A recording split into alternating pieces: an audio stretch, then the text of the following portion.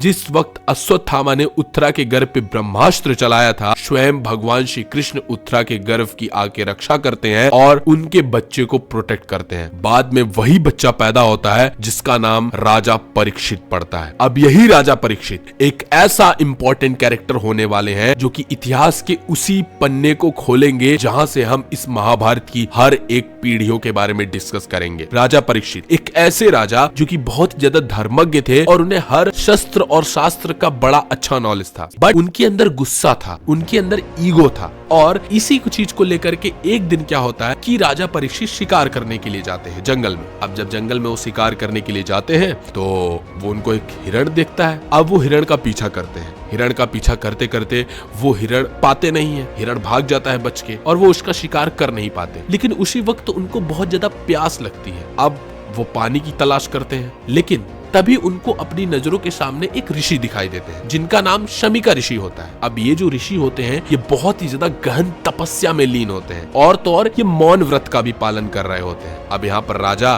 तो एकदम प्यास में थके हुए होते हैं। वो ऋषि के पास जाते हैं और उनसे बोलते हैं, श्रीमन मुझे जल प्रदान करें। अब उस वक्त वहां जाके उनसे पानी मांगते हैं। अब पानी मांगने के बाद वो ऋषि जब गहन तपस्या में होते हैं तो ऑब्वियसली वो पानी नहीं दे पाएंगे, क्योंकि वो मौन व्रत होते हैं तो वो कुछ बोलते भी नहीं है। एंड यहाँ पर जब परीक्षित उनसे दूसरी बार पानी मांगते हैं, फिर तीसरी बार पानी मांगते हैं और फिर चौथी बार पानी मांगते हैं, इसके बाद वो बिल्कुल इस ऋषि पे गुस्सा हो जाते हैं और वही उनके अंदर का जो ह्यूमन नेचर होता है वो एक्टिवेट हो जाता है और उनका गुस्सा और ईगो इतना ज्यादा बढ़ जाता है कि बगल में एक मरा हुआ सांप पड़ा होता है। वो क्या करते हैं, वो उस स्नेक को उस ऋषि के गले में लपेट देते हैं। क्योंकि वो ऋषि बहुत ज्यादा गहन तपस्या में होते हैं तो वो कुछ बोलते नहीं। लेकिन यहाँ पर राजा ये चीज करके वहां से चले जाते हैं। राजा को क्या पता था इनकी यही एक एक्टिविटी इनके मृत्यु का कारण बनेगी।